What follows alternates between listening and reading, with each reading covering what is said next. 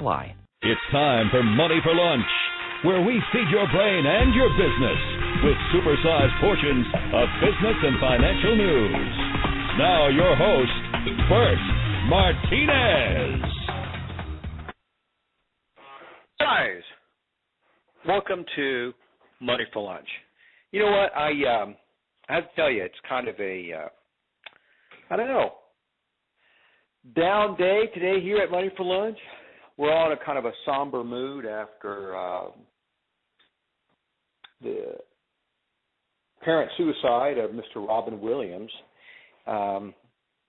We had heard yesterday during our show that he had been found dead, and we didn't want to release any information until we had our facts straight or until we had actually gotten some details. And by the time we got the details, so did everybody else.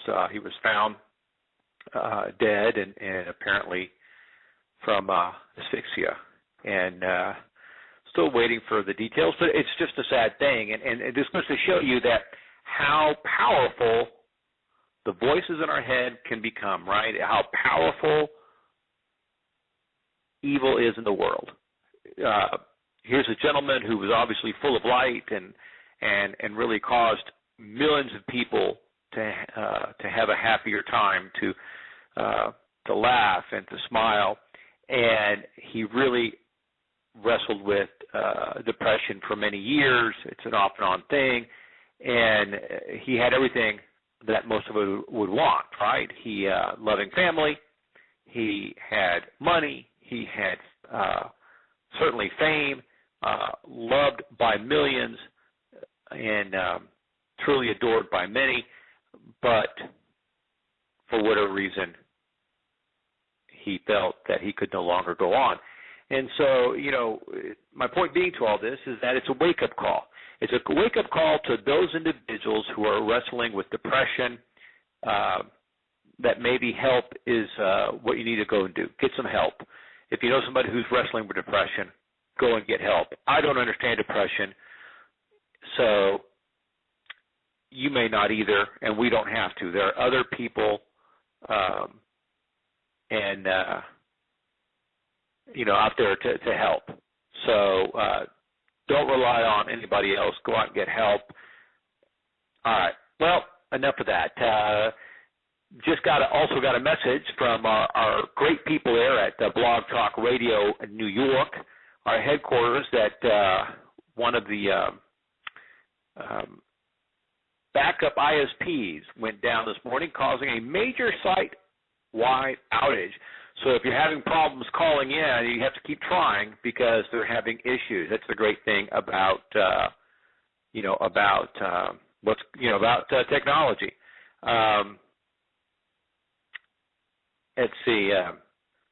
Anyway, so that's basically it. I just really want to thank you guys and for listening in to Money for Lunch. I appreciate you guys checking us out on Twitter and on Facebook and your interaction, your messages, and sometimes your great story ideas.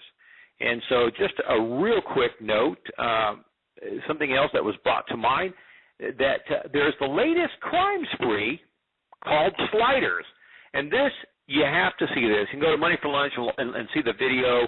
You can find it on YouTube. It's called Sliders. And what these guys do is, most of us, especially women and businessmen, okay, we tend to put, if we're driving solo, we tend to put our stuff on the passenger side. I don't know why I say businessman. I'm thinking of a briefcase, but I guess businesswomen too.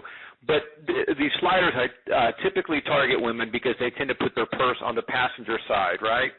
And so while you're pumping gas, they slide in, open your door, and slide out. They grab your bag, grab your phone, and they slide right out. It's amazing. They've caught a bunch of these people on camera, but they haven't captured a lot of these people because they're in and out so quick, and all you see is these darkened figures. And so just be aware that now when you're getting gas, do not assume your car is safe just because you're right next to it pumping gas. Lock your doors anyway, or at least lock your passenger doors, right? It's a crazy, crazy time out there. All right, enough of that. Let's David Lorms, welcome to Money for Lunch.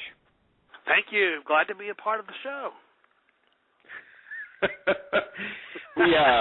Anyway, so I don't know how much anybody heard. I just realized for some reason your mic got turned off, my mic got turned off, so hopefully people heard the intro there. But if not, let's start that over again because it's important to know what I said here because as I said earlier is that we're always fortunate to have great guests on the show. You're no different.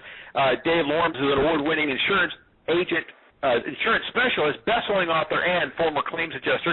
He's also been featured all over the nation on NBC, CBS, ABC, Fox affiliates, as well as Forbes magazine, as well as on the Brian Tracy Show. So, Norm, welcome to Money for Lunch. Well, thank you very much. Happy to be here. All right, so let's dive into this. What makes David Lorms different from any other insurance agent? You know, there are hundreds, thousands of insurance agents all over the place. I think everyone knows probably 10 off the top of their head. So you have to really make yourself different than your competition. And what I do to make myself different is I definitely get heavily involved in the community. I'm involved with schools, donating time and money. I am a former claims adjuster, so anyone can sell you insurance, but it's when you need to use it that you really count on a seasoned professional to be behind you during those difficult times. In fact, I feel so strongly about that after hours I roll all the calls to my cell phone so you can always reach me. I'm bilingual, so I can speak with all of our Spanish-speaking customers here in Texas. And I am constantly learning.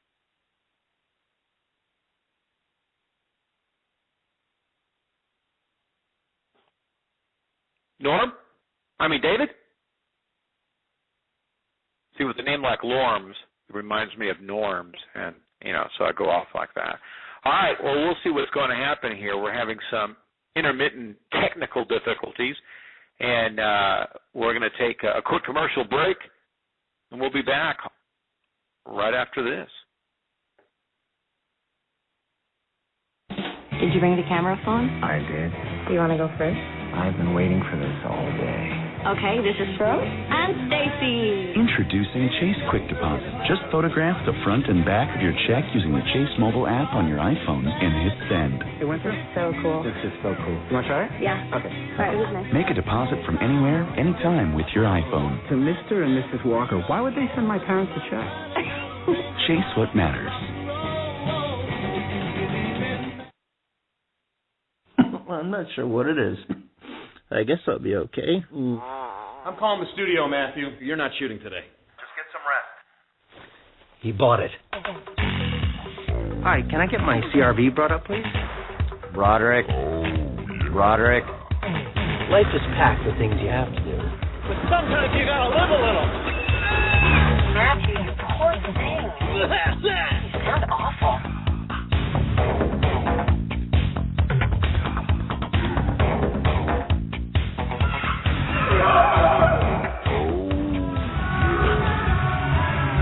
How could I resist? Look, I don't know what to tell you. He's sick. Actors get sick sometimes. Thanks. Have a good night. Life moves pretty fast. If you don't stop and look around once in a while, you could miss it. Get going in the all-new CRV from Honda. Okay, guys, we are back. Like I said, the good folks there at Blog Talk Radio, they're in New York, are experiencing some technical difficulties, which may affect our show today. They're one of their backup super servers or something gave them some trouble, so we're having a little bit of a challenge. So if you're calling in and you're getting a busy signal, all I can tell you is I apologize. Call back again. Keep trying. We're back with David Lorms. David, are you there? I'm here. All right. So you were telling us about your bilingualness, that you're able to speak to Spanish customers, which separates you from a lot of your, what do you call it, competition? My competition, and let's that's talk right. Go ahead. Go ahead. Well, and also I am really big into giving back to the community. I donate my time and money to several of the local elementary schools. I've created a Perfect Attendance Award program where students are awarded for perfect attendance. The schools are not given any money in their budget to incentivize the students to attend, yet the schools are paid by the state by the number of students that do attend. So I provide money for those schools to incentivize the students to get there. And of course, I just love that. Isn't that just perfect government programming there? We get paid by how many students show up, but let's not have any money or any ways to incentivize our students to actually show up. It's frustrating. So that's a fantastic way. So tell me about this. So you created this award. Obviously, that's a great way for your name to be what do you call it? Associated with the community and giving back to the schools, because they really need the extra money and support. Absolutely. No, I love it. I think it's great. It's a win-win. It wins for the school. It wins for the for the David Lorms brand name. So it's a win-win. It's a fantastic way to give back to the public, give back to the community in such a meaningful way. I mean, this is something that.